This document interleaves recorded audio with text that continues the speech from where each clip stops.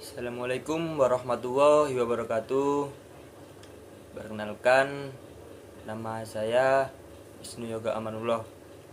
Saya dari Prodi Hukum Ekonomi Syariah, mata kuliah Hukum Perlindungan Konsumen, dosen pengampu Bu Nini Azizah SHMH.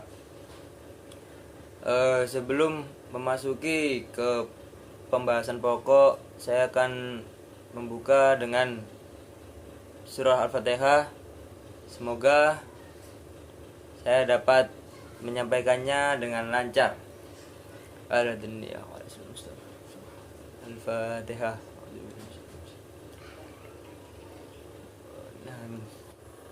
Jadi langsung saja ke pembahasan, yaitu tentang pengertian sikap dan perilaku konsumen. Sikap merupakan salah satu konsep yang sangat penting yang digunakan pemasar untuk memahami konsumen, karena sikap dapat mendorong konsumen ke arah perilaku tertentu atau menarik konsumen dari perilaku tertentu. Untuk definisi sikap menurut Gordon Allport adalah suatu mental dan syaraf sehubungan dengan kesiapan untuk menanggapi di organisasi melalui pengalaman dan memiliki pengaruh yang mengarahkan dan dinamis terhadap perilaku. Definisi yang dikemukakan oleh Gordon Allport tersebut mengandung makna bahwa mempelajari kecenderungan memberikan tanggapan terhadap suatu objek, baik disenangi ataupun tidak disenangi secara konsisten. Gampangannya, pengertian sikap itu adalah suatu reaksi konsumen terhadap objek. Jadi konsumen dapat meluapkan emosinya itu dengan senang atau dengan kecewa gitu.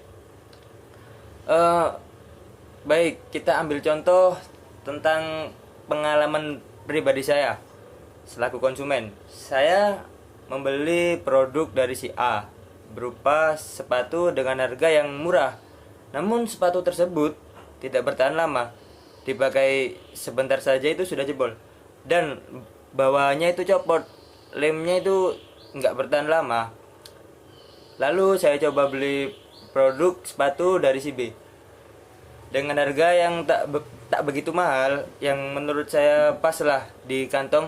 Dan sepatunya itu awet dan tahan lama, bisa digunakan untuk jangka panjang. Tapi tergantung pemakaian juga, kalau dibuat sepak bola ya jebol. Tapi untuk segi kualitas bahannya itu bagus, kuat, dan lemnya itu juga tahan lama.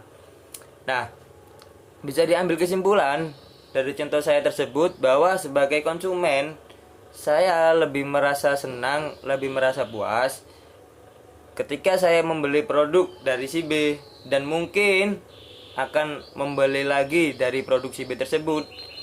Beda dengan produk si A yang saya merasa kurang puas dan kecewa lah. Mungkin saya tidak akan membeli lagi di produk si A. Dengan demikian, saya sebagai konsumen itu mengevaluasi produk-produk dari yang saya senangi ataupun yang tidak saya senangi secara konsisten. Menurut Daniel Katz, sikap itu terdapat 4 fungsi, yaitu yang pertama, fungsi utilitarian. Fungsi utilitarian adalah fungsi yang berhubungan dengan prinsip-prinsip dasar imbalan dan hukuman. Konsumen akan mengembangkan sikap atas dasar apakah produk tersebut memberikan kepuasan atau sebaliknya kekecewaan. Dan yang kedua adalah fungsi ekspresi nilai. Konsumen mengembangkan sikap terhadap suatu produk bukan atas dasar kebermanfaatan produk itu, melainkan atas dasar produk tersebut mampu mengekspresikan nilai-nilai yang ada pada dirinya. Nah, yang ketiga, fungsi mempertahankan ego. Konsumen cenderung mengembangkan sikap untuk melindunginya dari tantangan eksternal ataupun internal sehingga membentuk fungsi mempertahankan ego. Dan yang keempat adalah fungsi pengetahuan. Fungsi ini dapat membantu konsumen untuk mengurangi ketidakpastian dari kebingungan memilih atau memilah informasi yang relevan dan tidaknya yang setiap hari dipaparkan pada dirinya. Peran sikap konsumen sangat penting dalam pengembangan strategi pemasaran. Dengan mengetahui sikap pemasar dapat mengidentifikasikan segmen manfaat, mengembangkan produk baru, dan memformulasikan serta evaluasi strategi promosional. Sikap konsumen terhadap suatu produk dapat bervariasi bergantung pada apa orientasinya. Berkenaan dengan sikap ini, pemasar dapat mengidentifikasi segmen konsumen berdasarkan manfaat produk yang diinginkan oleh konsumen. Untuk pemahaman sikap konsumen merupakan hal yang sangat krusial. Pengembangan produk dapat dilakukan dengan terlebih dahulu mengetahui sikap konsumen. Mengukur sikap konsumen dapat dilakukan dengan cara menyebarkan kuesioner kepada kelompok atau konsumen sasaran yang sebelumnya telah diidentifikasi sebagai konsumen. Terdapat segmen sasaran itu sejumlah pertanyaan mengenai produk yang akan dikembangkan atau diajukan. Dengan mendasarkan pada sikap dan penilaian segmen konsumen, itulah pengembangan produk dilakukan. Sikap konsumen merupakan hal yang sangat penting dalam pengembangan strategi promosi. Misalnya, jika sikap konsumen dari segmen pasar yang telah diidentifikasi menginginkan produk yang mudah dibawa dan mampu menyelesaikan segala persoalan untuk produk komputer, laptop, maka strategi promosinya harus menekankan pada penggambaran mobilitas dan penyelesaian persoalan dengan cepat. Iklan yang dirancang bisa dengan menampilkan orang yang super sibuk dengan setumpuk masalah dan pekerjaan, dan ketika menggunakan laptop tertentu, persoalan dan pekerjaan itu bisa diselesaikan dengan cepat dan baik. Untuk pengertian perilaku konsumen merupakan tindakan yang berhubungan dengan usaha untuk mendapatkan produk, barang, dan jasa guna memenuhi kebutuhannya. Jadi suatu hal atau suatu motivasi yang mendorong konsumen untuk membeli produk tersebut. Perilaku konsumen ini meliputi 5 hal sebagai berikut. Bagaimana konsumen berpikir dan merasakan tentang berbagai alternatif produk. Dan yang kedua, bagaimana proses berpikir konsumen dalam memilih produk di antara berbagai alternatif. Nah, yang ketiga, bagaimana perilaku konsumen saat memilih produk. Keempat, bagaimana pengaruh lingkungan terhadap perilaku konsumen. Dan yang kelima adalah bagaimana promosi dan kampanye produk tersebut untuk mempengaruhi keputusan pembelian konsumen. Perilaku seseorang yang mempengaruhi pemilihan produk umumnya dipengaruhi oleh 3 faktor. Faktor yang pertama adalah faktor pribadi. Faktor ini termasuk minat dan pendapat seseorang sebagai konsumen. Secara khusus, faktor ini juga dipengaruhi oleh faktor demografi seperti usia, jenis kelamin, budaya, profesi, latar belakang, dan sebagainya. Misal, saya cowok di usia muda, jadi saya beli pakaian yang cowok, masa ya yang cewek. Nah, yang kedua adalah faktor psikologis. Faktor psikologis meliputi respon individu berdasarkan persepsi dan sikapnya terhadap campaign atau bisa disebut periklanannya. Secara khusus, faktor ini juga termasuk persepsi dan sikap individu tentang kebutuhan konsumen. Nah, yang ketiga adalah faktor sosial. Faktor ini meliputi pengaruh lingkungan hingga pengaruh media sosial terhadap keputusan konsumen. Kelas sosial, pendapatan, dan tingkat pendidikan juga tercakup di dalam faktor ini.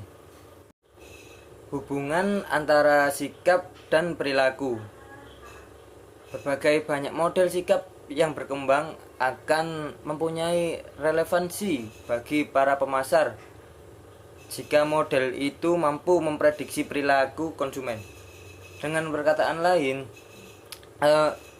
sejauh mana sikap konsumen mampu dijadikan dasar untuk memprediksi perilakunya. Untuk mengetahui bagaimana sikap bisa memprediksi perilaku kita, bisa menggunakan teori resonant action dari Fishbane. Menurut teori ini, pengukuran sikap yang tepat seharusnya didasarkan pada tindakan pembelian atau penggunaan merek produk, bukan pada merek itu sendiri. Tindakan pembelian dan mengkonsumsi produk pada akhirnya akan menentukan tingkat kepuasan konsumen. Memprediksi perilaku dengan sikap. Satu persoalan yang sering membingungkan para pemasar adalah ketika sikap tidak bisa dijadikan dasar untuk memprediksi perilaku. Terdapat banyak faktor yang mempengaruhi perilaku, seperti faktor keterlibatan konsumen. Keterlibatan konsumen dalam keputusan pembelian. Sikap memungkinkan untuk memprediksi perilaku dalam tingkat keterlibatan yang tinggi. Dan pengaruh orang lain, keinginan orang lain terhadap pembelian, dan juga motivasi konsumen untuk menuruti keinginan-keinginan itu mempengaruhi kemampuan sikap memprediksi perilaku. Seperti contoh, saya mau beli produk dari si A.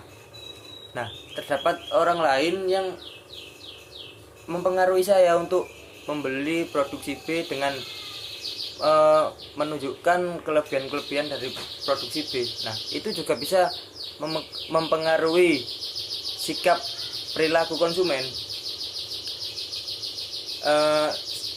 Selanjutnya adalah faktor situasional. Faktor situasional itu seperti liburan, kekurangan waktu, sakit, dan hal-hal lain yang mungkin menghalangi dan menyebabkan sikap tidak dapat memprediksi perilaku dengan baik. Seperti halnya saya sakit gigi, dan jelas saya akan membeli obat sakit gigi. Jadi sifatnya itu situasional. Nah, yang selanjutnya adalah pengaruh merek lain. Walaupun sikap terhadap suatu merek cukup tinggi, tapi jika sikap terhadap merek lain lebih tinggi lagi, maka merek yang lain itu lebih mungkin untuk dibeli. Misal saya sudah berkomitmen untuk beli produk dari merek si A, tiba-tiba ada produk lain lagi yang bagus dari si B, sehingga saya bingung, wah ini enaknya beli yang mana, sehingga saya memutuskan untuk beli yang B karena menurut saya itu lebih baik, lebih berkualitas. Cukup itu saja yang bisa saya sampaikan, sedikit penjelasan tentang sikap dan perilaku konsumen. Apabila ada tutur kata yang salah, saya meminta maaf sebesar-besarnya. Kurang lebihnya mohon maaf. Ihdinas siratal mustaqim. Wassalamualaikum warahmatullahi wabarakatuh.